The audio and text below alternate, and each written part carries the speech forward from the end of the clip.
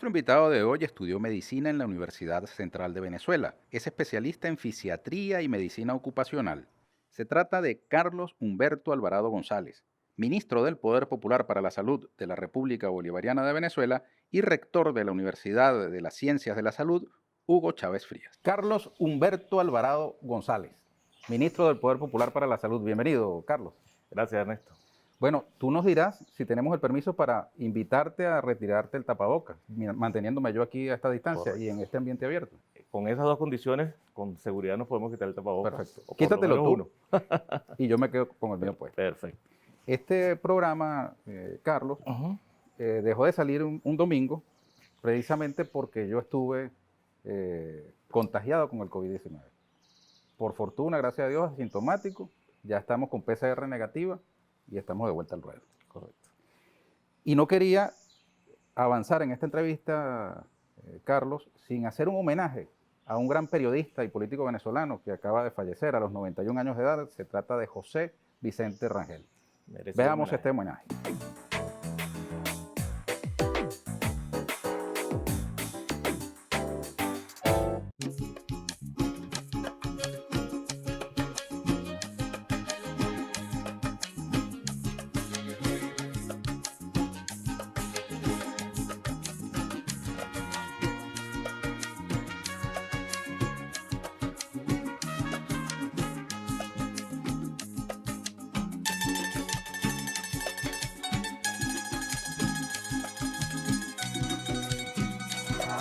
El Congreso de los Estados Unidos aprobó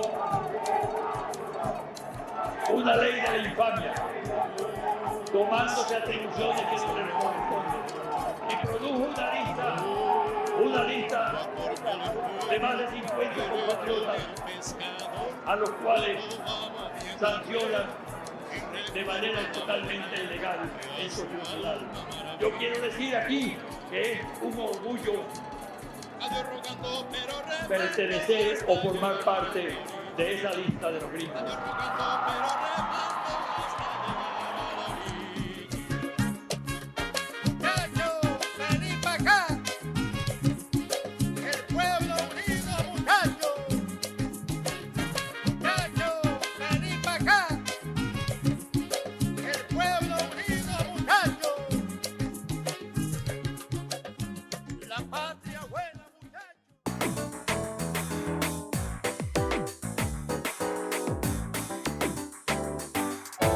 ¿Te entrevistó alguna vez José Vicente? No ¿No tuviste esa ocasión? no tuve esa... Pero fíjate que me contaron que tú en los años 80 estuviste en Cuba y tampoco te pudiste tomar una foto con Fidel. Pues tengo una foto lejana con Fidel. ¿De ese viaje? De ese viaje, sí. Fuimos un grupo de estudiantes, estudiamos medicina en la Universidad Central de Venezuela y tuvimos la oportunidad era el primer congreso de atención primaria en salud en Cuba, donde se lanzó por primera vez el médico de familia como proyecto de salud de Cuba, año 86, si mal no recuerdo. Y allí fuimos un conjunto de dirigentes de la Escuela de Medicina Luis Racetti de la Universidad Central de Venezuela y fuimos invitados por el propio comandante a una reunión más pequeña, pero había tanta gente que la foto que nos pudimos tomar fue de uno de los compañeros que estaba con nosotros, pues sí se acercó y le dio la mano y lo saludó. Lo tuyo fue con distanciamiento físico. Desde ese momento. Carlos, vamos a hablar obviamente de este año terrible del 2020 que está asignado por la pandemia del COVID-19. Así es. Pero es parte de la dinámica propia de este espacio conocer también algo de la vida y el pensamiento, la trayectoria del invitado. Correcto. Quisiera hablar un poco de ti. Tú eres ministro del Poder Popular para la Salud, Correcto. pasaste muchos años de viceministro también. Sí. Simultáneamente eres rector de la Universidad de las Ciencias de la Salud, Hugo Chávez. Correcto. Y te cayó esta pandemia en medio de, digamos, una gestión que seguramente habría tendría otras prioridades, otros objetivos en medio de un país bloqueado como Venezuela, ¿no? Así es. Sí, fíjate, yo efectivamente, desde que ganó el comandante Chávez en las elecciones, allá a finales del 98, ya en el año 99 estaba dirigiendo un hospital y bueno, luego fue director nacional. ¿Qué hospital dirigiste? El Centro Nacional de Rehabilitación del Instituto Venezolano de los Seguros Porque Sociales. tú eres fisiatra y médico ocupacional. Correcto. Yo soy fisiatra y médico ocupacional. Tengo rato que no veo pacientes, pero esa fue mi formación como especialista. Pero luego allí pasé a ser director nacional de Medicina del Trabajo y de Rehabilitación del Seguro Social. Después, en el 2004, pasé a ser viceministro de Desarrollo Social, cuando el Ministerio de Salud era Ministerio de Salud y Desarrollo Social. Yo fui viceministro de Desarrollo Social.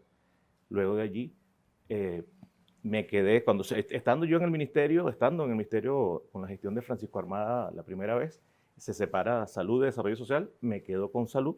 Allí fui viceministro del área de la salud hasta el año 2007, más o menos por allí. Luego regresé al ministerio como viceministro en el año 2013, cuando fue ministra la doctora Isabel Iturria, y allí estuve con 4 ministros, como hasta el 2015.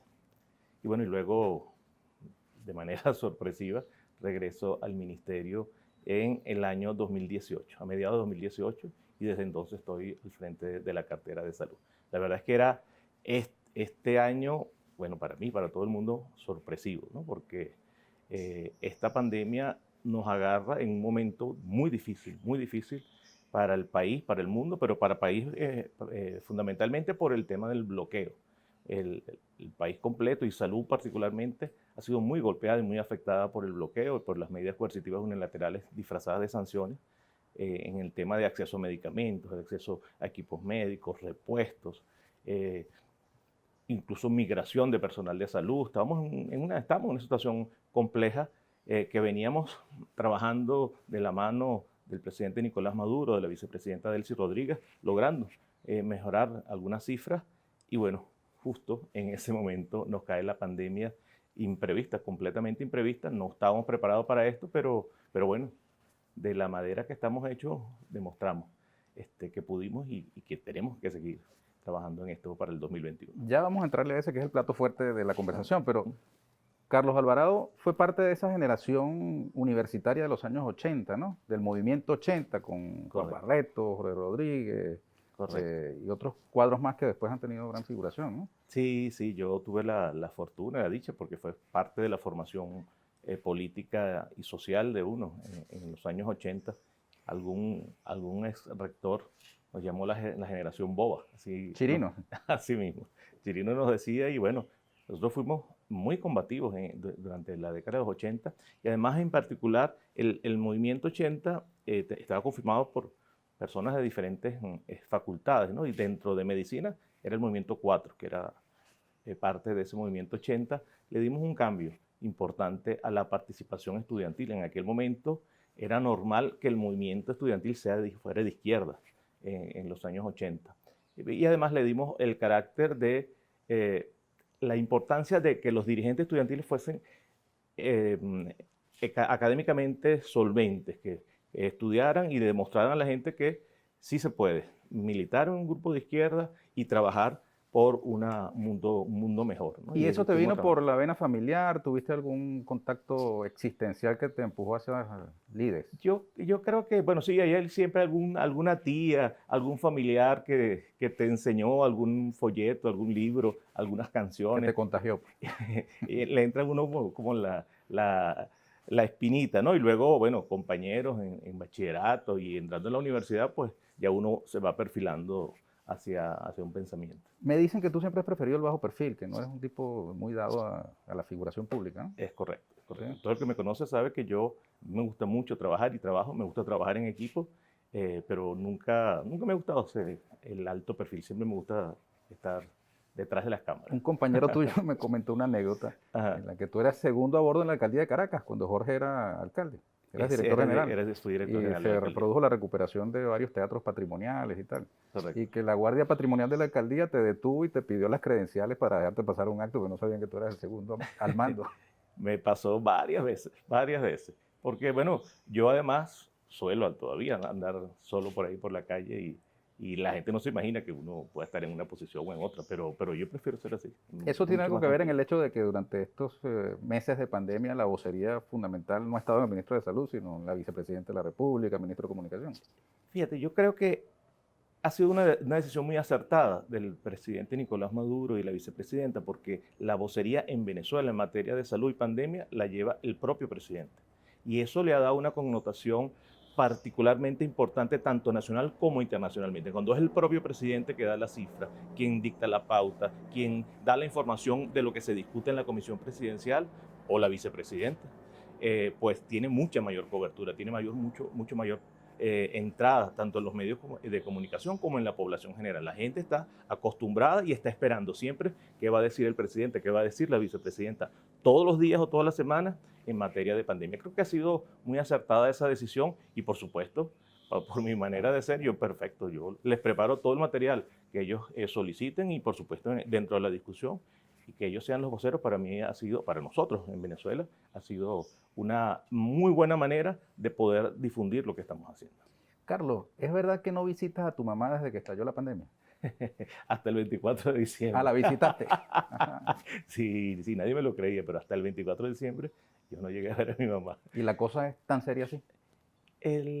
Fíjate, el tema es que cuando uno está involucrado en este tema y lo ve todos los días y discute las personas que se agravan, las personas que fallecen, y uno se da cuenta la tendencia en personas adultos mayores con alguna comorbilidad. ¿Qué edad tiene tu mamá? Mi mamá tiene 76, 77 años.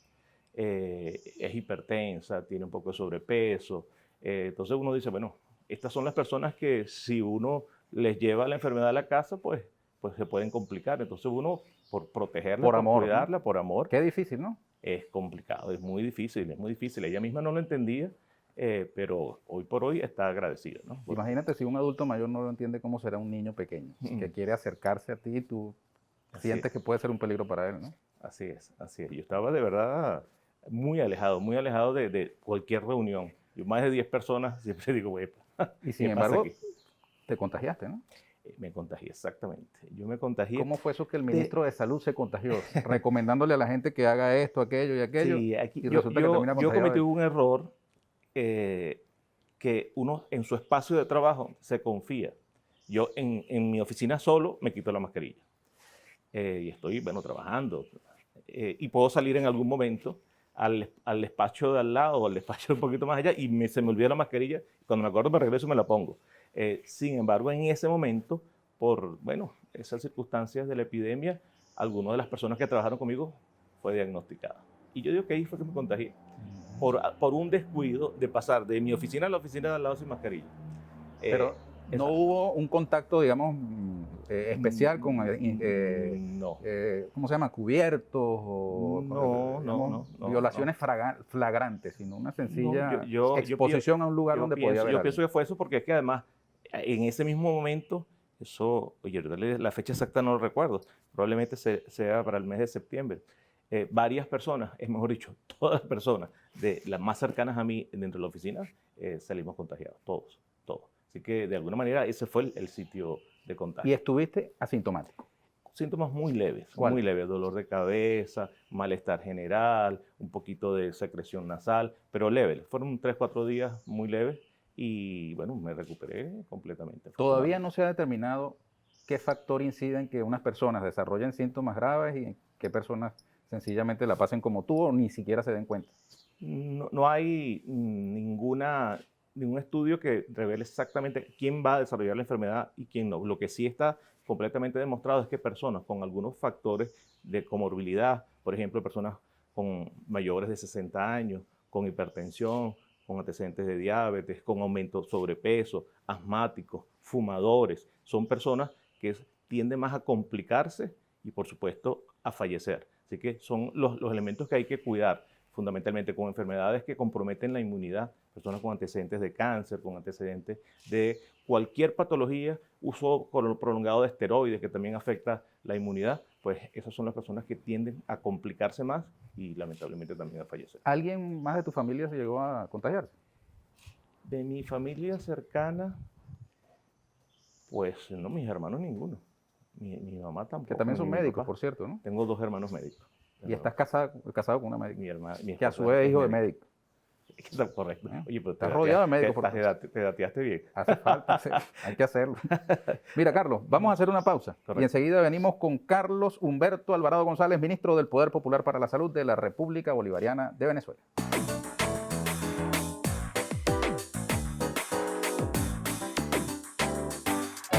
Carlos Humberto Alvarado González, ministro del Poder Popular para la Salud en Venezuela. La pregunta de las 48.000 lochas, Carlos, ¿cuándo llega la vacuna? Locha, me suena esa término. Se nos cayó la cédula. Se nos cayó la cédula. Bueno, la vacuna está en el mundo ya producida, ¿no? Ahorita se ha registrado, estuve revisando los datos ayer y antes de ayer, ya hay 176, como llaman los científicos, candidatos de vacuna o vacunas en estudio. Candidatos vacunales. Candidatos vacunales, sí señor. De estos candidatos vacunales o vacunas en estudio, hay 61 que están en fase 3, que son las que están ya experimentándose en grupos grandes de población y de diferentes países para ver si producen el efecto deseado y si no tienen efectos adversos, con ese número. Bueno, de esas vacunas, algunas de ellas, creo que 3, ya tienen aprobación y empiezan a producirse de manera masiva. Esto significa que en los países donde se produce, generalmente en los países grandes, países desarrollados, pues ya inició la vacunación. Pero hay unos de América Latina donde ya empezaron a llegar, en Argentina, Costa Rica. Sí, están negociadas y se supone que van a llegar. Todavía no están colocando las vacunas, pero ya hay conversaciones bastante avanzadas para la negociación. Aquí llegó, digamos, un lote que es para la prueba, ¿no? Correcto. Si nosotros estamos en este momento en pleno ensayo de la fase 3 de la vacuna Sputnik V, que es la vacuna rusa de Gamaleya, en convenio, acuerdos con la Federación Rusa, y sí nos incluimos en la fase 3 con ellos. Tuvimos un poco de retardo en el inicio de la vacunación porque son muy estrictos en el centro Gamaleya y querían que todos los equipos y toda la metodología sea exactamente igual a la que ellos utilizaron. Y bueno, comenzamos efectivamente. Nosotros tenemos un estudio de 2.000 pacientes, es lo que acordamos con ellos. De ellos, 1.500 van a recibir vacuna y 500 van a recibir placebo. Ellos no saben, ni siquiera el que coloca la vacuna, ni el investigador el médico que está trabajando con ellos saben quién recibe vacuna y quién recibe placebo. Explica, por favor, qué es un placebo para aquellas personas que no conocen el placebo. Es un producto de similares características físicas a la vacuna, es decir, vienen en el mismo envase, del mismo color, la misma consistencia, de tal manera que la persona que está colocando la vacuna no sabe que eso no es vacuna, eso es agua. Una solución inocua que no tiene ningún componente de vacuna y por supuesto la vacuna. De manera aleatoria la persona lo recibe eso, en el caso de la vacuna que estamos colocando, que es la rusa, tiene 2 dosis, una el primer día y otra el día 21. Luego, después de esa colocación de las 2 vacunas, se observa en el tiempo a ver si existe alguna reacción adversa de las personas, tanto local, donde se coloca la vacuna, como general. Por cierto que ninguno hasta ahora ha tenido ninguna reacción importante. Ya son más de 120 personas que han recibido la vacuna en Venezuela. No se sabe cuántas son de las 1.500 que sí son vacunas, ni de las 500 que no lo son. La información es general. Eso no se sabe sino hasta el final. Al final ¿Eso es lo que llaman doble ciego? Se llaman doble ciego, correcto. Ese es un estudio método doble ciego. Sí, un estudio doble ciego, justamente para evitar, digamos, la subjetividad de la persona que recibe la vacuna, del propio investigador o del vacunador. Porque si yo sé que me están colocando la vacuna, entonces quizás pueda decir, oye, me siento mal, no sé qué, o el propio vacunador le diga, te estoy poniendo vacuna, o el observador esté diciendo, bueno, sí tiene vacuna, vamos a observarlo más. Simplemente nadie sabe. La idea es poder comparar el desarrollo entre los que recibieron la vacuna real y los que recibieron el placebo. Son 6 meses que dura el estudio para ver la presencia de factores adversos o el desarrollo de inmunidad. Y bueno, en ese proceso estamos en este momento y eso esperamos terminarlo por ahí para el mes de abril. Ahora, ¿eso se llama ya vacunación? No, esto es un estudio, todavía un estudio. ¿Cuándo es vacunación? Por ejemplo, esta vacuna rusa que ya en Rusia está autorizada, se empieza a colocar de manera masiva en Rusia, porque sus autoridades regulatorias de salud la digamos, lo consideran que ellos tienen más tiempo que nosotros con el estudio, que ya tienen suficientes elementos para producirlas masivamente y poder colocarlas. Eso tiene que pasar todavía en Venezuela para garantizar que esa vacuna no tiene ningún efecto en población como la venezolana, que es muy diferente a la población rusa, para poderla colocar. Por temas genéticos, de ambiente. Correcto, sí, porque somos, bueno, completamente diferentes en origen. Hasta ahora ha sido así y creo, bueno, que si las cosas van bien, el año que viene, el presidente lo ha dicho en varias oportunidades, aproximadamente para el mes de abril estaremos colocando vacunas, pero bueno, hay que esperar. Colocándola masivamente, ¿no? Colocándola masivamente. Y eso claro. pasa por la aprobación por parte de las autoridades sanitarias venezolanas de esa vacuna como un producto, digamos, apto para ser... Inocuo desde el punto de vista que no va a producir efectos secundarios y que va a producir los efectos esperados, es decir, que va a desarrollar inmunidad contra el COVID. Carlos, ¿y cuál es la diferencia con respecto, por ejemplo, a Argentina, que fueron a buscar un avión y se haya dado mucha publicidad a eso? O sea, el hecho de que fueron a retirar un lote muy grande de vacunas. Claro, ahí hay, digamos, algunos temas importantes de la comercialización. Ahorita hay una guerra mundial de vacunas, ¿no?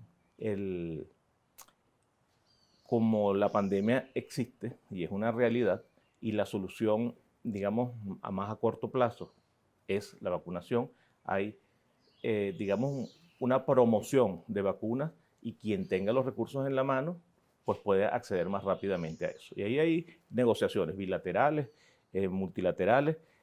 Nosotros en Venezuela tenemos esa posibilidad de comenzar las negociaciones. Sin embargo, nosotros tenemos 3 opciones en este momento ya claramente definidas. Esta, la de la vacuna rusa, tenemos la de la vacuna china, que también hay conversaciones para adquirirla, y a través del fondo COVAX. El fondo COVAX es un fondo que vinculado a la Organización Mundial de la Salud, donde todos los países colocan recursos, porque la fabricación masiva de vacunas es muy costosa. Entonces, los países colocan sus recursos allí y en la medida que vas colocando recursos, pues tú garantizas las vacunas para tu país.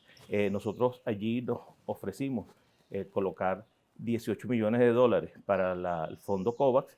Sin embargo, producto del bloqueo, nuevamente el bloqueo, pues no hemos podido liberar esos recursos para pagar al fondo COVAX.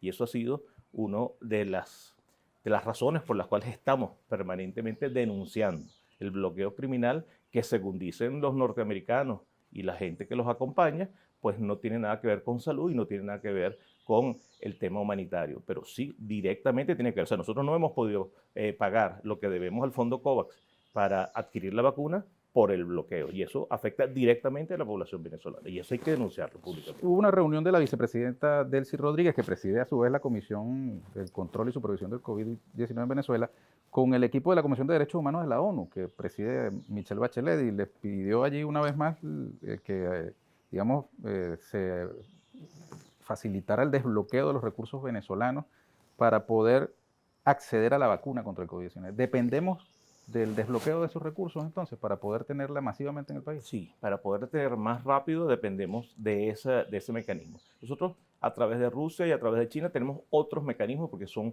relaciones bilaterales, donde hay otros mecanismos de pago, otros mecanismos de compensación.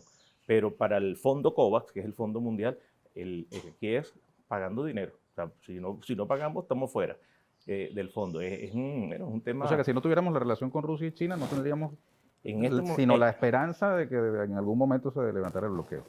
Porque también hay una denuncia que apareció publicada en las redes, donde dice que Venezuela no podrá adquirir vacunas de ningún tipo mediante el fondo rotatorio de la Organización Panamericana de la Salud, debido a que adeuda unos $11 millones. Eso es otra cosa, digamos, se relaciona también con el bloqueo, pero esas son para el resto de las vacunas. Nosotros... no para el COVID-19, no para el resto de las enfermedades. Sí, nosotros las vacunas para la población venezolana, para nuestros niños, para nuestras niñas, se compraban a través del fondo rotatorio de la OPS.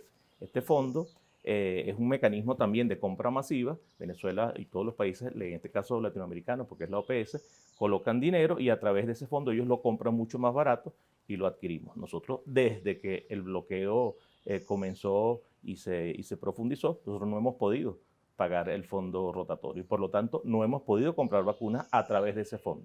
Las vacunas que hoy estamos colocando a nuestros niños y nuestras niñas, que afortunadamente las tenemos todas, vienen por ayuda humanitaria, por donación de la UNICEF con el apoyo de OPS. Nosotros estamos recibiendo en este momento vacunas gracias a eso. Pero Para sarampión, BCG y para estas 11 enfermedades, para las 11 enfermedades que estamos incluidas en nuestro esquema de vacunación. Hoy estamos recibiendo las vacunas por esa vía. Es importante destacarlo porque Venezuela históricamente es considerado un país de ingresos medios altos y por lo tanto no es candidato para donaciones grandes, masivas. Y bueno, nunca lo necesitamos porque efectivamente nosotros por nuestra producción petrolera teníamos ingresos medios altos y ahora yo digo ingresos medios altos bloqueados, que hay que decirlo porque están bloqueados. Tenemos los recursos en muchos bancos en el mundo y no los podemos utilizar. Nuestros recursos están bloqueados, por lo tanto tuvimos fallas en vacunación durante por lo menos 2 años y medio. Y esto generó en Venezuela una epidemia, un brote de sarampión, un brote de difteria terrible, que enfermedades que ya no teníamos y reaparecieron por el bloqueo, culpa del bloqueo criminal, culpa de los Estados Unidos. Y eso también hay que denunciarlo. Afortunadamente, a través de estos mecanismos multilaterales con la Organización de Naciones Unidas, OPS, OMS, UNICEF, pues logramos traer las vacunas y ya tenemos, ya para tercer año de este año, colocando las vacunas y ya.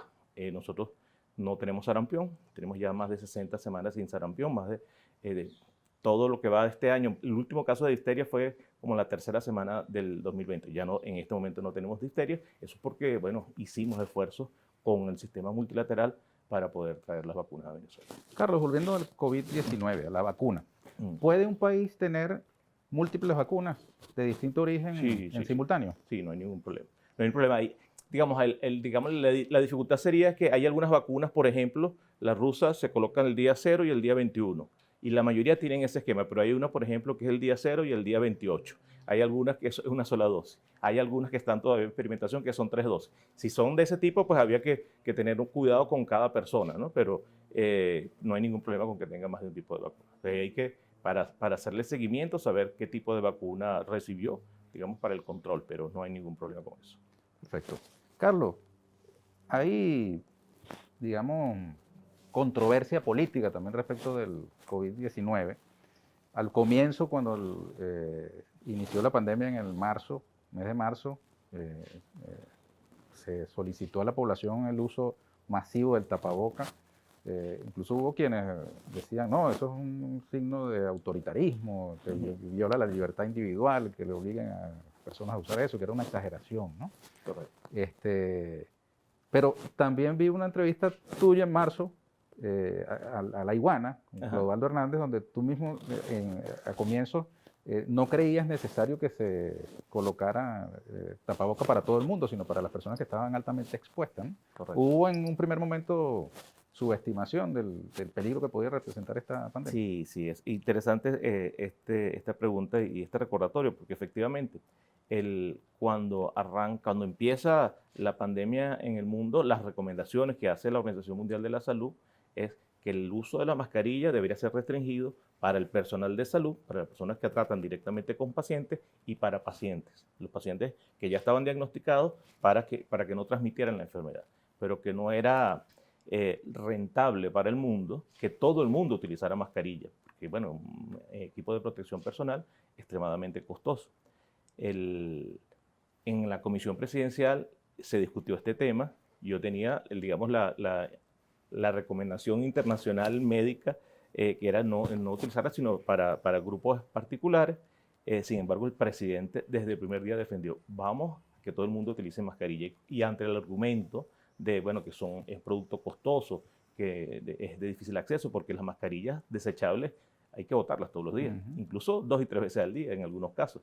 El presidente dijo, bueno, pero ¿cuál es el problema? Que la gente haga sus mascarillas. Entonces vamos a montar alternativas para que la propia gente, nuestros movimientos sociales, hagan sus propias mascarillas. ¿Fue una insistencia personal del presidente? Fue una solicitud personal con mucha fuerza. Porque, bueno, y a ti te derrotaron en esta discusión. Claro, pero es que yo inmediatamente después dije, claro, mi angustia por el mismo tema del bloqueo es que ¿de dónde vamos a sacar mascarilla para darle a todo el mundo? No tenemos suficiente. Entonces apelaron a los poderes creadores del pueblo. Los poderes creadores del pueblo y vencieron, y creo que fue la mejor decisión que se pudo haber tomado en esa comisión junto con las otras, pero en esa en particular, porque hoy por hoy la Organización Mundial de la Salud Y todos los países que incluso hasta se burlaron del presidente Nicolás Maduro cuando anunciamos esta medida, reconocen que la necesidad y la importancia que tiene hoy día el uso de la mascarilla, y efectivamente así lo es, porque bueno, evita el contagio del virus es fundamentalmente por las gotitas que expulsamos cuando hablamos, incluso cuando tosemos y hasta cuando respiramos. Salen micropartículas. Esas partículas pueden viajar 1 metro, 1,5 metros y hasta 2 metros si gritamos o estornudamos, pero con la mascarilla, pues no, ahí se frena la gran mayoría de ellas. Entonces es un mecanismo muy bueno para evitar el contagio. Y hoy por hoy ¿La mascarilla te protege a ti de que otro te contagie o protege a los demás de que uno...? Las dos cosas, las dos cosas. Si tú usas mascarilla, cuando tú hablas, bueno, esas micropartículas que expulsas se quedan en su mayor parte en la mascarilla. Y bueno, igual a la persona que está, si tú estás hablando ahorita, bueno, no llega hasta mí. Si tú no tuvieras mascarilla y yo tampoco, y hablamos en voz normal, no hay problema. Pero si tú gritas o yo grito, pues expulsas las partículas hasta muy cerca de la otra persona. Entonces, bueno, allí la probabilidad de contagio son mucho mayores. Carlos, hay países como Suecia, por ejemplo, que decidieron no restringir movilidad ni tomar medidas especiales. En algún momento, entonces, era puesto como un ejemplo, ¿no? Hay un movimiento incluso político en los Estados Unidos, bueno, donde también hay gente que sigue insistiendo en que la Tierra es plana, ¿no? Se llaman los terraplanistas. Pero en todo caso hay un movimiento contra la mascarilla y contra este tipo de medidas porque son restrictivas de la libertad individual. Y en Suecia creo que no les ha ido nada bien, ¿no? Nada, con este segundo... No les ha ido nada bien. Con Sí, la segunda oleada. Ahí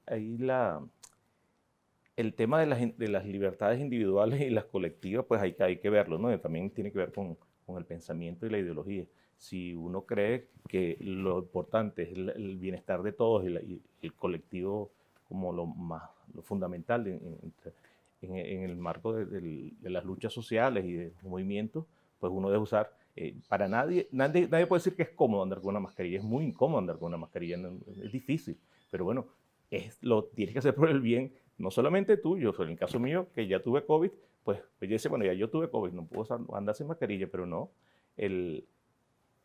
todo el mundo tiene que usar mascarilla. Ajá, por ejemplo, tú y yo que tuvimos el COVID, lo superamos. ¿Por qué usamos la mascarilla? ¿Por los demás o por uno también? Por la reinfección que llaman. Fíjate, existe la reinfección, ya está documentada, es una realidad. Es mentira la inmunidad. No se desarrolla de manera igual en todas las personas. Hay gente que desarrolla inmunidad, hay gente que no desarrolla inmunidad. Eso son cosas que todavía se están estudiando de la enfermedad. Ya hay registrados reinfecciones en el mundo, no muchísimas, porque para registrar una reinfección hay que secuenciar el virus, a ver si es el mismo, si no es el mismo, y esos estudios no son tan sencillos. En cualquier caso, ya hay demostrado y publicado reinfección, y eso es una de las alternativas, pero la otra es la conducta social general. Dice, no, yo no uso porque yo ya tuve COVID, pero no, la protección tiene que ser de ejemplo para todo el mundo, de ejemplo. Nosotros tenemos que dar el ejemplo, permanentemente el ejemplo del uso de la mascarilla y bueno, también está el tema de las reinfecciones. Yo creo que es necesario que todo el mundo utilice mascarilla de manera permanente. Aunque haya tenido COVID, debemos utilizar la mascarilla. La nueva cepa que apareció en el Reino Unido y otros países, ya al menos 8 países europeos al momento de hacer esta entrevista habían reportado la presencia, ¿no? Incluso Sudáfrica tenía otra... Sí, cepa, ¿no? Ahí sí, esa de Sudáfrica no he leído, digamos, que la hayan secuenciado certificado científicamente. Ok, pero en todo caso en Europa hay un brote o rebrote, no sé cómo lo llaman los epidemiólogos, de una nueva cepa. Esa nueva cepa es como si fuese otro virus. ¿Comenzamos de cero en su estudio, conocimiento, o es una variante de una variante que podemos atacar rápidamente? Sí, los virus, dentro de sus características está la mutación, o sea, cambian con facilidad y es normal que los virus cambien. Pero las variaciones de la secuencia del virus, la mayoría no los hacen muy diferentes a lo que era la anterior. Cuando esa mutación genera un cambio, digamos, en el comportamiento es cuando esa mutación se hace importante. ¿Qué dicen los científicos del Reino Unido? Que esta mutación parece que hace que sea más contagioso, es más fácil contagio. Al revés de lo que decía tu colega de Chile, No sé, creo que ya no está ahí de ministro de salud, pero él decía que podía mutar y hacerse buena persona, el virus. Se hace peor persona. En este caso pareciera que se hizo más contagioso. Bueno, sin embargo, todavía no está completamente terminado de estudiar. Dicen que no es más letal, sino que es más contagioso. Por lo tanto, al ser más contagioso, va a haber más personas que se enfermen, más personas que puedan agravarse y más personas que puedan morir. O sea que, de alguna manera, hay que tener cuidado con ese tema. Eso de la mutación hacia una menor letalidad también es posible, no es descabellado. En las historias de la humanidad de otras pandemias, pues no existían vacunas, no llegaron a desarrollarse vacunas y pasó en su momento. ¿Eso qué significó? Que el virus mutó, se hizo menos letal y bueno...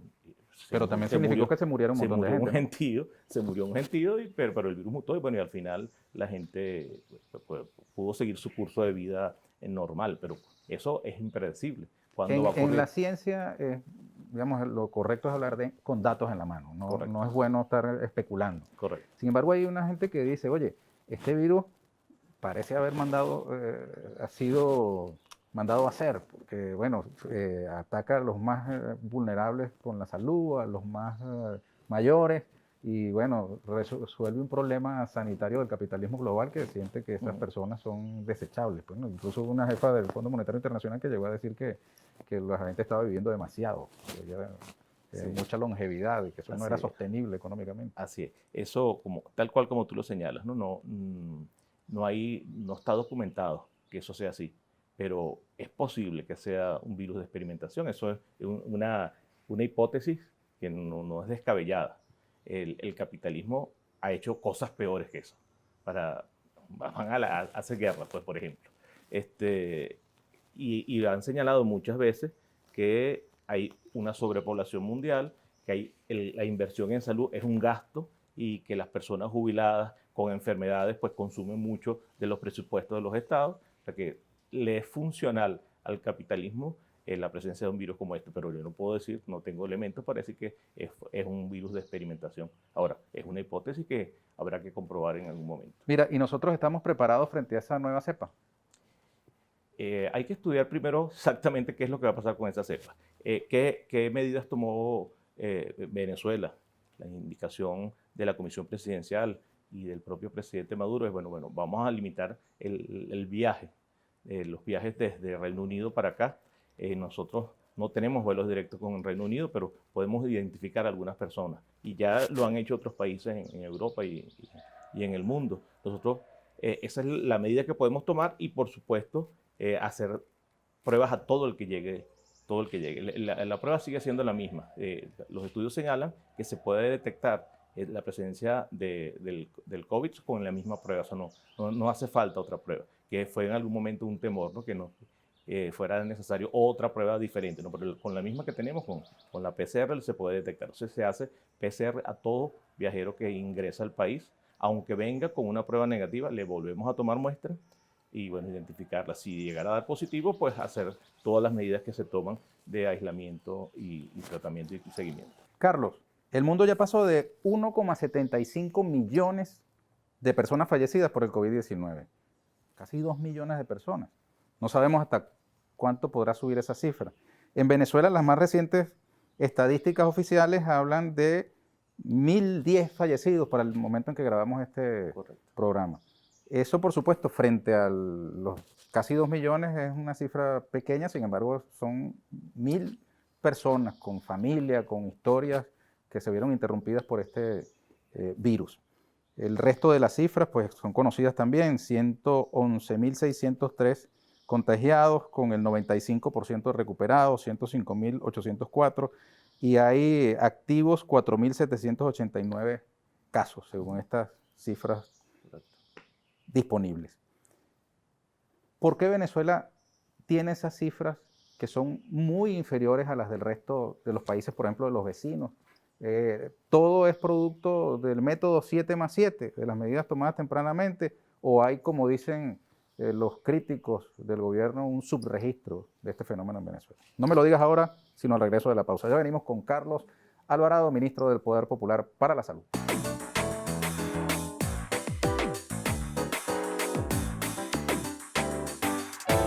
Carlos Humberto Alvarado González, ministro del Poder Popular para la Salud en Venezuela. Tenemos cifras muy bajas en el país con respecto a otros en materia de COVID-19. ¿Es un éxito de Venezuela de las medidas tomadas con tiempo o es simplemente un subregistro del impacto de ese fenómeno aquí en nuestro país?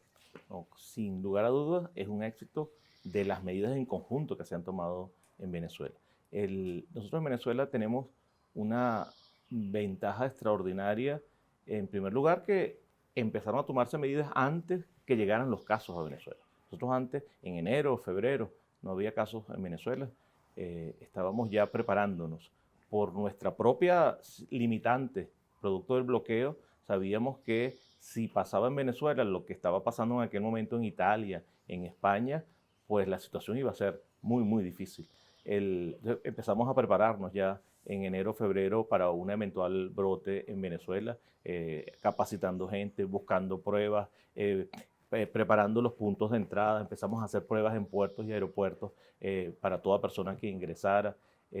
Se creó un comité terapéutico nacional, se creó la Comisión Presidencial para la Atención del COVID, se tomaron todas las medidas preparatorias para cuando llegara el COVID a Venezuela. Esa implicó una serie de medidas de control de ingreso a las personas, porque obviamente tenía que venir a través de la vía aérea por los aviones que estaban ingresando o a través de la vía terrestre. Y en aquel momento el ingreso a Venezuela por la vía terrestre era muy pequeño. Por vía aérea sí era importante, tan es así que los 2 primeros casos que se diagnosticaron en el país, el 13 de marzo de este año, pues ingresaron en un vuelo desde España. Esos 2 primeros casos, cuando ya se diagnosticaron, ya nosotros teníamos preparado todo el mecanismo para identificación y teníamos ya el protocolo que además lo alimentamos con acompañamiento de los chinos. Un grupo de científicos chinos nos visitaron al país y con ellos y con las capacidades nuestras construimos el protocolo de tratamiento. Inmediatamente que llegan los 2 primeros casos, a los 2 días, el presidente Nicolás Maduro decreta la cuarentena radical y el uso obligatorio del tapaboca. Muy, muy, muy temprano. El primer país latinoamericano que, digamos, decreta la cuarentena radical fuimos nosotros. Distanciamiento social, uso obligatorio de la mascarilla, cierre de actividades académicas, cierre de toda actividad comercial.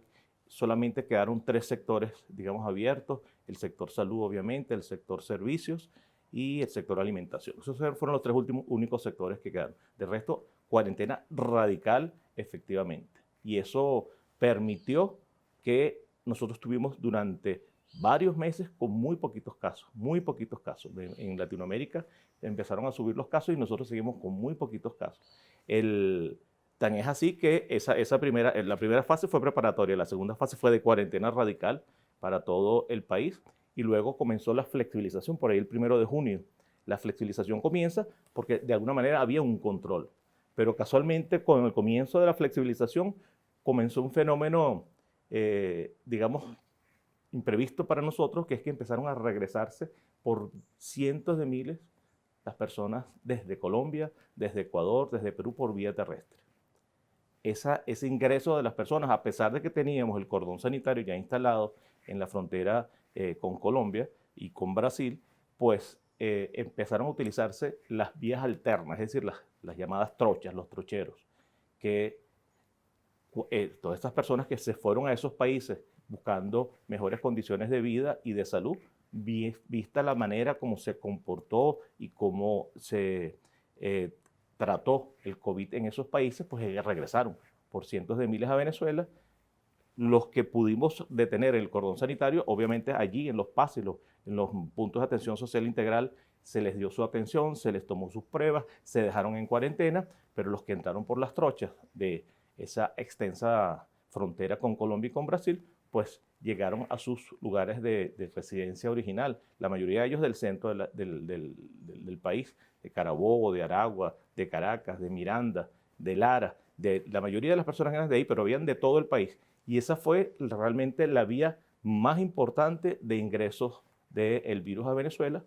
Eso fue a mediados de junio, por allí, y empezaron a subir los casos, inicialmente importados, y después, una vez que ya ellos se instalaron en su lugar de residencia, pues empezaron los casos comunitarios.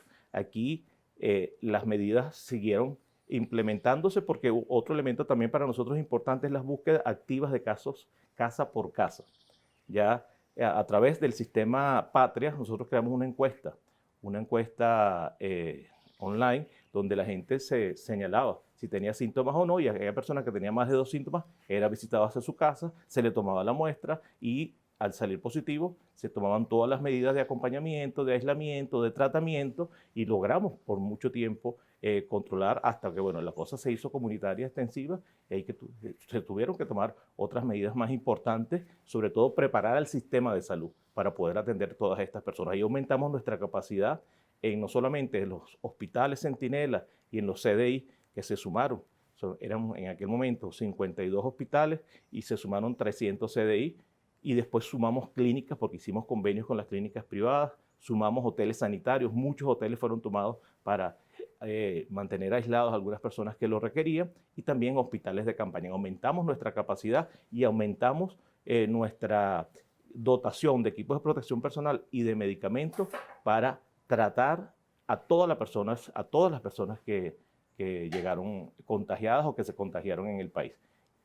Sin lugar a dudas, el éxito de nuestros números, que son de las cifras más bajas en el mundo, no solamente en Latinoamérica, sino en el mundo, tanto de mortalidad como de casos, pues se debe a esa situación. ¿En qué medida hay eso que yo te mencionaba y que algunos lo han sostenido con una convicción, esto del subregistro, de casos que puedan estar dándose y que no se sumen a las estadísticas? Sí, la situación, digamos, de atención de la COVID en nuestros hospitales, pues está a la vista. O sea, uno ve el comportamiento en Ecuador, en Perú, en Colombia, de la gente en la calle, muriendo en las calles, porque no había espacio en los establecimientos de salud. Y en Venezuela nosotros llegamos a tener ocupaciones muy altas, incluso llegamos al 100% en algún momento y por eso se abrió a otros sectores. Pero no ocurrió esa situación que sí fue muy, muy evidente en otros países. Hablan de su registro y sin embargo nosotros tenemos ya 7 laboratorios para el diagnóstico de PCR y tenemos 30 equipos distribuidos en todo el país para la prueba antigénica rápida, que es confirmatoria cuando da positiva, es decir, más bien hemos ampliado a niveles, digamos, muy importantes nuestras capacidades diagnósticas y además diariamente en cada comisión, en cada sala situacional que se abrió una en cada estado, pues ahí participa todo el mundo, todo el que tiene y buscamos los datos de la clínica, buscamos las casas de los hospitales, buscamos los casos, todos los casos que que se han identificado. Esos equipos para hacer pruebas, para diagnosticar, los medicamentos que se le entregan a los pacientes, ¿de dónde viene eso si estamos bloqueados? Sí, eso es una pregunta que muchas personas hacen. Bueno, nosotros ya veníamos preparados antes del COVID porque estábamos bloqueados. ¿Qué hicimos nosotros para conseguir las vacunas? ¿Qué hicimos nosotros para conseguir los tratamientos de las enfermedades crónicas? Recurrimos a la diplomacia. El presidente Nicolás Maduro fue muchísimos años canciller y conoce muchísima gente en el mundo y tenemos relaciones de amistad, relaciones, digamos, comerciales con países que no participaron del bloqueo. Cuba, que es con nuestros aliados históricos, nuestros hermanos, China, Rusia, muchos otros países. Y además hicimos un acercamiento con el sistema de Naciones Unidas. El presidente Nicolás Maduro los invitó y le dijo, vamos a solicitar nosotros la ayuda humanitaria. Y efectivamente comenzamos a trabajar de la mano. Y a través de esa es la vía con los aliados, la vía con China, la vía con Rusia, la vía con Cuba y otros países también, la vía con Naciones Unidas, OPS, OMS, UNICEF, con UNFA, con todos ellos nos reunimos y con ellos hemos traído. Nosotros hemos recibido al momento más de 550 toneladas de insumos solamente para COVID, de tanto el sistema bilateral como multilateral. Y algunas organizaciones, ONG internacionales, por ejemplo. ¿Eso cuánto es con respecto a las necesidades del país? Eso, en el caso COVID, ha cubierto las necesidades del país. Pues a través de esa vía nosotros hemos traído ventiladores, hemos traído equipos de monitoreo, hemos traído medicamentos, equipos de protección personal. Todo eso por vía de la cooperación internacional. Por la cooperación internacional, en algunos casos como ayuda a asistencia técnica humanitaria, es decir, en cooperación no retornable, y la otra es a través de mecanismos de comercio, pues tenemos intercambios comerciales con China y con Carlos, Rusia y eso nos ha servido. Cuando llegaron las primeras máquinas chinas, recuerdo, el presidente Nicolás Maduro le ofreció una a Colombia, Correcto. ¿verdad? Porque en Cúcuta se estaba produciendo en ese instante un brote muy fuerte, ¿no? Y fue rechazada por el gobierno de Iván Duque. Ahora recientemente acaba de declarar Iván Duque, con el aplauso de Leopoldo López y Juan Guaidó, que van a vacunar a los colombianos y a los venezolanos que están legalmente en ese país, pero que los que no están allá residenciados legalmente no van a recibir vacunación. Tú como ministro de Salud de Venezuela, ¿qué piensas al respecto? Bueno, eso es una muestra más de la política del vecino país.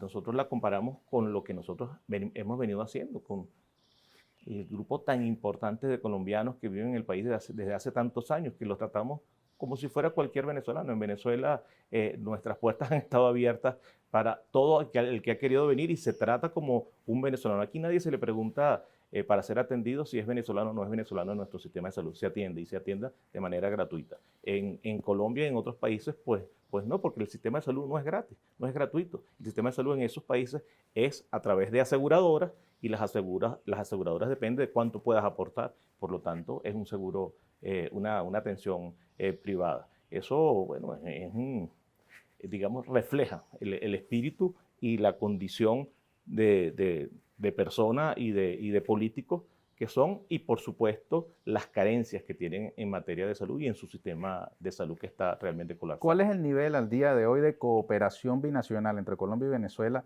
en materia sanitaria? Fíjate, con Colombia hemos tenido algunos intentos de acercamiento. Yo particularmente tuve un par de videoconferencias con el ministro de Salud colombiano. Siempre ellos muy corteses, ellos son muy, en el verbo, pues muy educados. Muy educados. Pero a la hora de concretar, pues no hay avance, no hay avance. Recientemente intentamos hacer unas reuniones bilaterales para trabajar el tema frontera, porque la gran cantidad de gente que estaba ingresando, como le estábamos pidiendo a todo PCR, se nos estaba haciendo un cuello de botella allí para el ingreso de personas. Intentamos hacer algún acercamiento, no fue posible, no fue postergado por ellos muchas veces la reunión. Intentamos hacer reuniones bilaterales locales, en este caso en el estado Táchira.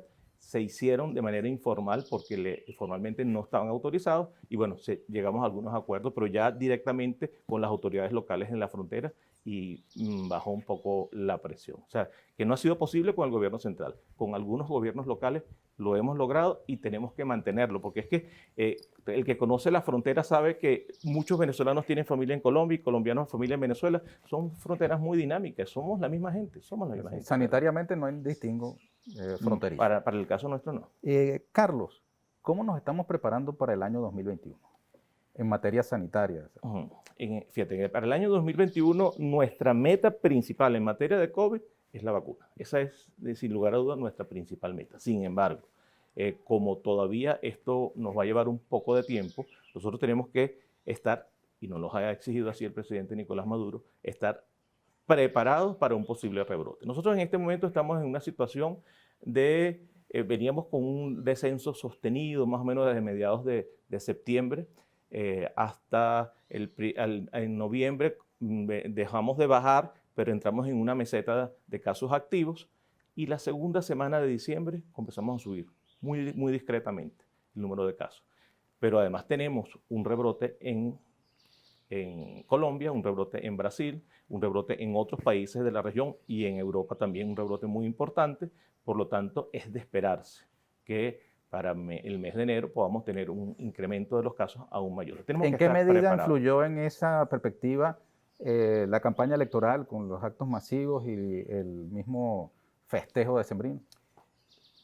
Digamos, no te podría decir en términos de porcentaje, pero efectivamente tuvo que haber influido de alguna manera porque hay mucha más gente circulando en la calle. Aunque la mayoría de los venezolanos se protegen, porque hay que decirlo, la mayoría de los venezolanos son respetuosos con el uso de mascarilla, pero hay un grupo que uno calcula entre 15 y 20% que no utilizan el tapaboca, lo utilizan de manera inadecuada o buscan las concentraciones, sobre todo en un momento en las concentraciones para la campaña electoral y ahora en las concentraciones para la compra las compras navideñas en los mercados populares. Hay que sumar a eso, Carlos, los que con buena intención usan el tapaboca, pero lo usan mal porque se lo ponen así, ¿no? Así Entonces andan con la nariz afuera. fuera del tapaboca. Correcto. Eso es como no ponérselo. Es igualito que no ponérselo, porque justamente por ahí es la principal vía de entrada, la respiratoria, porque nosotros podemos no respirar por la boca, pero por la nariz siempre respiramos. Fíjate, Carlos, me hago eco de un planteamiento que recibimos tú y yo como ministros del mundo de los artistas del teatro, de la música, de la danza, que aspiraban a una flexibilización ahora en diciembre para poder reabrir los teatros, los cines. ¿Qué les dices tú? Bueno, les pido paciencia. Yo sé lo complejo que es para el mundo, digamos, económico general y en particular para ellos que viven del público, ¿no? Ellos Quedan para un año sin trabajar. Sin años. Yo creo que habrá que buscar alternativas al aire libre, que es lo que a mí se me ocurre como con más seguridad. Si en diciembre, bueno, era un momento que ellos esperaban,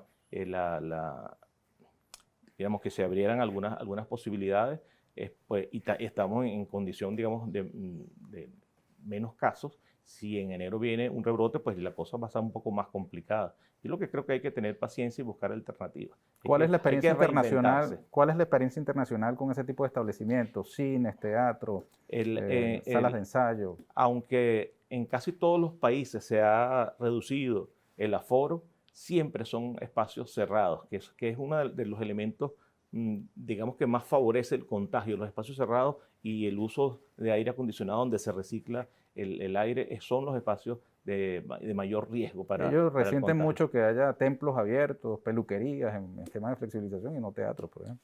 Sí, el tema, digamos, es complejo, ¿ves? Porque hay muchísima gente que necesita producir. Hay esa combinación entre la cuarentena y el cuidado de la salud y la activación económica, pues logramos de alguna manera con el 7+7, digamos, activarlo, ¿no? Se activaron muchos sectores de la economía, principalmente el sector productivo, ¿no? En el sector cultural, pues que yo creo que también es importante, porque para mí cultura es salud. Yo no desvinculo la cultura de la salud, creo que es una parte muy importante de la salud. Pasa por el ejercicio de los derechos culturales. Es correcto. Yo creo que allí tenemos que seguir profundizando, buscando alternativas. Yo creo que se hace necesario una nueva conversación con el sector para ver qué alternativas podríamos presentar. Carlos, fíjate, nosotros nos hemos concentrado, por supuesto, en el tema del COVID-19, pero resulta que la vida es bastante más amplia que la pandemia, ¿no? Y entonces hay otro tipo de patologías y otros esfuerzos que se tienen que hacer para lograr la salud de la gente, y no solamente en este campo, ¿no? En esa dirección, el presidente lanzó la tarea, la meta muy ambiciosa de la formación de 200.000 médicos integrales comunitarios a la Universidad de la Ciencia de la Salud Hugo Chávez. ¿Cómo se va a lograr esa meta? Bueno, esta meta el presidente la pone para el 2030, sin embargo, para lograrlo al 2030 tenemos que ir progresivamente incrementando el número de estudiantes que ingresan. Claro, es que un médico se forma en 5 años, ¿no? 6 años. 6 años. 6 años. 6 años para la formación. ¿6 años la carrera? 6 años la carrera. Y después de la carrera viene el artículo 8, que es 1 o 2 años más. Y el artículo 8 es el rural, llamado rural, ¿no? El llamado rural o artículo 8. ¿Dónde hiciste tú el rural? En un pueblecito que se llama Guaribetenepe, en el estado de Anzoátegui. Muy pequeñito, muy pequeño. Guaribetenepe. Saludo a la gente de Guaribetenepe. Sí, es una escuela. ¿Cuánto tiempo estuviste ahí? Estuve un año allí, fui el primer médico de esa comunidad. Una comunidad, a pesar de que está en Anzoátegui, es una comunidad con camino de tierra, no había agua, la luz fallaba con mucha frecuencia. Bueno, ok, entonces 200.000 médicos. Tendrías que tener 200.000 o un poco más, porque había cuenta de la previsible deserción de estudiantes motivados a ponerse a estudiar medicina. Pero fíjate, ahí hay un tema también de medicina, ¿para qué? Porque muchos médicos se gradúan, incluso tienen acceso a los posgrados que se dictan en Venezuela de manera gratuita, ¿no? Y más bien hasta un salario reciben, siempre insuficiente, ¿no? Obviamente. Pero terminan satisfaciendo las necesidades de salud de otros países donde les pagan mejor que aquí. Es correcto. Hay una fuga de cerebros, de batas blancas. Así es. Allí el presidente ha insistido mucho en por qué la Universidad de Ciencias de la Salud. Nosotros tenemos 12 universidades que forman médicos en el país, pero la Universidad de Ciencias de la Salud tiene la fortaleza que los estudios están realmente municipalizados. O sea, el estudiante puede estudiar medicina desde el municipio donde vive. Y su aula de clase más importante es el consultorio popular que está cerca de su casa. Y ahí hay todo un entramado docente que permite no solamente la captación, sino el acompañamiento y que la persona se vincule desde muy temprano con el territorio donde está, que es generalmente el territorio donde vive. Hay una cercanía afectiva y eso nos puede garantizar que la gente no solamente sienta, digamos, la responsabilidad de devolverle lo que el Estado le dio al pueblo donde fue postulado, porque para estudiar medicina en la Universidad de Ciencias de la Salud tiene que postularte un movimiento social, un comité de salud, un consejo comunal, de tal manera que exista algún vínculo real entre ese estudiante de medicina y la comunidad donde vive. Eso es completamente diferente en otras universidades. Otras universidades es, bueno, inscripciones, antes se hacían pruebas, ahora no se hacen pruebas, pero no hay nada que garantice ese vínculo. La universidad tiene ¿No se hacen pruebas para estudiar medicina? Para entrar. O sea, el Ministerio de Educación Universitaria y el Gabinete Social prohibió las pruebas de ingreso. Entonces, bueno, hay otros elementos allí que se utilizan para el ingreso de personas a las universidades, pero nunca el número es tan importante para alcanzar esa cifra. O sea, la única manera es que sea de esa manera desconcentrada como estamos. Que estamos en este momento nosotros en permanente llamado, en la búsqueda activa a través del movimiento Somos Venezuela, de buscando candidatos para ingresar. Ahorita ya no es en enero, porque por la pandemia se extendió un poco, probablemente sea en marzo que comience el año escolar, para incorporarlos y para aumentar progresivamente cada año. Es una meta ambiciosa, pero creo que con el aporte de todos podemos lograrla y tenemos que lograrla. El presidente ha tenido mucha razón en la necesidad de mayores profesionales de la salud. Yo diría no solamente médicos, médicas, enfermeros, enfermeras, profesionales de la salud de diferentes sectores necesarios para la atención cercana y garantizar realmente el 100% de atención a toda la población. Carlos, ¿viene una nueva ley orgánica de la salud con la nueva Asamblea Nacional? Es un clamor del pueblo venezolano, sobre todo del sector salud, pero no solamente del sector salud. Nuestra ley de salud, la última, es del año 98, es neoliberal, es privatizadora. Está en vacatio ley, o sea, no se está aplicando. Y la anterior de esa es del año 91. O sea, nosotros necesitamos una ley que permita unificar realmente el Sistema Público Nacional de Salud, una ley que permita crear una manera diferente de financiar la salud en el país, que sea suficiente para la compleja labor que representa el sector salud. Una ley que permita regular la participación del sector privado. Necesitamos una nueva ley de salud. Eso todos los que trabajamos en el sector estamos conscientes y estamos seguros que con esta nueva Asamblea Nacional lo vamos a lograr. Ya tenemos varias propuestas realizadas en materia de leyes de salud. Lo que nos hace falta es que se instale la ley. Inmediatamente que se instale la ley, nosotros vamos a procurar un acercamiento con la Asamblea para de manera muy rápida empezar a discutir los artículos de esta tan necesaria ley. Bueno, Carlos, hemos llegado al final, pero pudiéramos pasar aquí 2 semanas hablando de la salud, ¿no? Sí, cómo no. Yo te agradezco mucho tu tiempo y te pido que le des un mensaje ya de fin de año y de bienvenida al 2021 a nuestras usuarias y usuarios. Bueno, nuestro mensaje no es otro sino que sigamos cuidándonos. El COVID existe y va a existir y va a convivir con nosotros un año más, por lo menos. Por lo tanto, no hay medida extrema. Tenemos que usar tapabocas, tenemos que garantizar el distanciamiento saludable, tenemos que higienizar las manos, tenemos que mantener nuestra actividad económica, nuestra actividad, digamos, formativa y social con el cuidado de la salud. Tenemos que lograr esa armonía entre las dos funciones para esperar que el próximo año 2021 tener acceso a la vacuna universal para todos los venezolanos y las venezolanas y superar esta terrible crisis. Así que mucha salud para el año 2021. Gracias, Carlos. Feliz año, mucha salud, como tú dices. A ustedes, amigas y amigos, te voy a pedir que te coloques tu tapaboca nuevamente para yo retirarme el mío. Yo no sé si esto que yo estoy haciendo es correcto, es correcto, claro que sí. Que nos expongamos lo menos posible a estar 2 personas o más sin tapaboca. Pero bueno, quiero desearles, amigas y amigos, un saludable año 2021, agradecerles por la sintonía durante este 2020 y confiar en que el año entrante, bicentenario de la batalla de Carabobo, también como el Libertador en su tiempo y los patriotas de su época, cantaremos victoria. Muchas gracias. Los espero entonces el año entrante, que es a la vuelta de la esquina, en una nueva emisión de Aquí con Ernesto Villegas, siempre con muchísimo respeto por usted.